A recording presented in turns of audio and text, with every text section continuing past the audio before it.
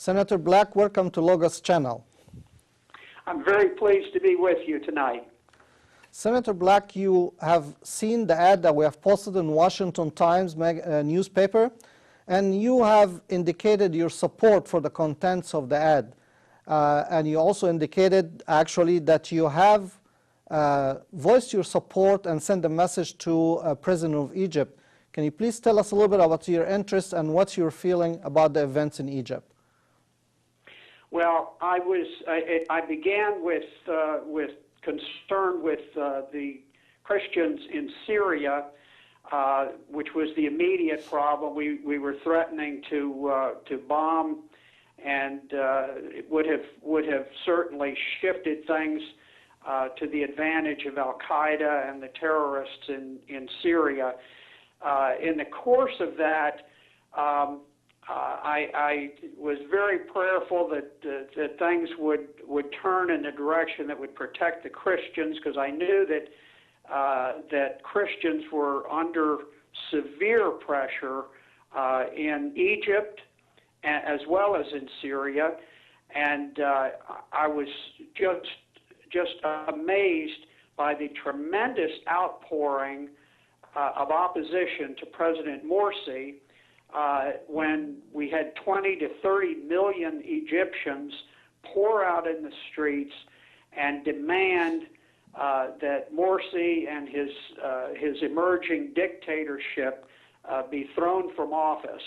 And I have never seen such a great outpouring. I think it's the biggest protest in all of human history. Indeed it is, Senator, and as we see it clearly, that the people of Egypt spoke, and clearly spoke against a tyranny government that was actually dividing the country. However, Senator, sometimes we feel that the American public opinion here is still not aware of all the impacts or the danger of such a government that can divide the country and ultimately affect the Middle East and even come here to our backyard. And how do you view that, and why do you think the public here don't see it that way? I believe there is a shift in public opinion. You have the government here on the one hand, and then you have the people on the other. And when the government proposed to attack Syria, which would have been just a disaster for Christians there, people rose up, and even though both political parties were inclined to support the attack, there was such intense opposition that the president was forced to back off.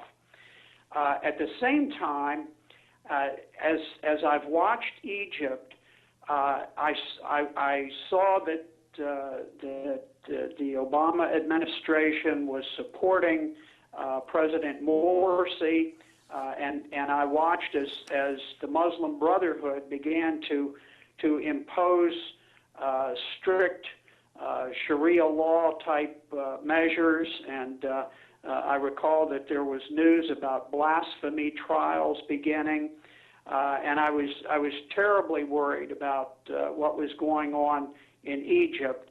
And I think what has happened, however, is that even though the Obama administration did support President Morsi, I believe that the government in power now has, with President Mansour, and of course with the help of General Sisi, I believe that they have moved so effectively and so firmly, and of course you can only be that effective when you have the support of the people.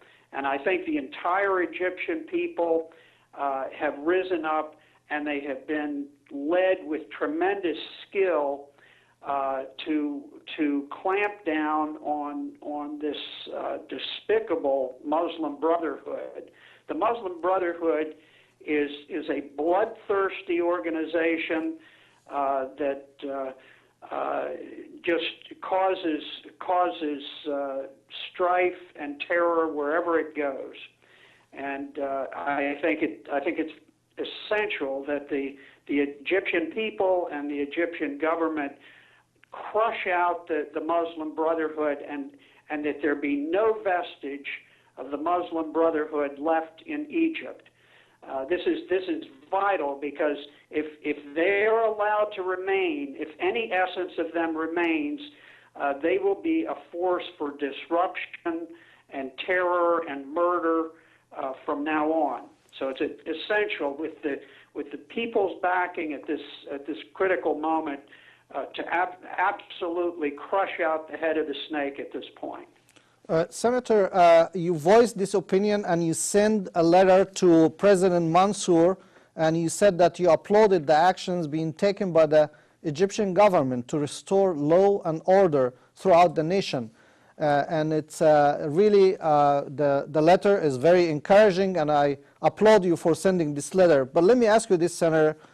There was a move in the Congress here presented by some of the senators, and probably headed at one time by Senator McCain, to either halt the government aid to the Egyptian government or to Egypt in general, or put strict conditions on them.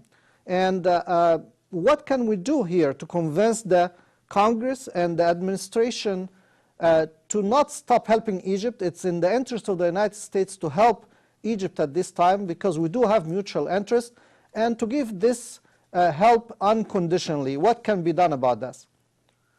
Yes, well, I think one of the important things is to reframe the issue. I know that, of course, Senator McCain has been a great friend of the Muslim Brotherhood, and intentionally or otherwise, his actions have been a tremendous help to Al-Qaeda and to other terrorist organizations. Now, I'm sure he would not say that that was his intention, but I'm afraid that that is the result of the actions he's taken. Now, I think the way that the Egyptian government and the Egyptian people need to express it is that this was not a military coup. A military coup is when you have a stable government and the military surreptitiously rises up and overthrows a legitimate government. This was a different situation, because the Egyptian people rose up in such vast numbers that President Morsi was ousted for all practical purposes before the military intervened. The only reason that the Egyptian military intervened was to prevent the outbreak of civil war between the vast majority of Egyptian people and the remnants of the Muslim Brotherhood. The Brotherhood, of course, was extremely violent, and I think it helps to point out that when the protesters were removed by the authorities, it wasn't only protesters who were killed in the attempt to restore order. About 1 in 10 of all of the people killed were police officers, military people, security officials. True. The fact that the protesters were able to kill 1 police officer for every 10 protesters shows that the Morsi people were extremely violent. I recall seeing something on television where when Morsi was removed, there were some fellows who went on the top of a building to celebrate, and Morsi supporters from the Muslim Brotherhood ran up the stairs of the building up to about the 6th or 7th story and grabbed these fellows and threw them to their deaths. Yes. From the roof. This is the kind of savagery and barbarity that's represented by the Muslim Brotherhood and by Al-Qaeda and all of these terrorist organizations.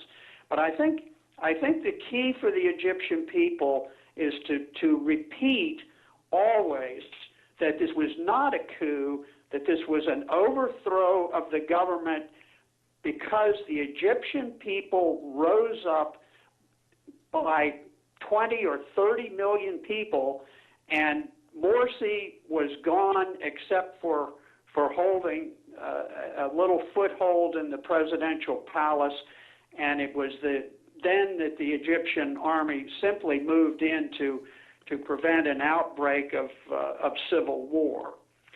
I do believe that the Obama administration recognizes at this point that they must deal with the present Egyptian government.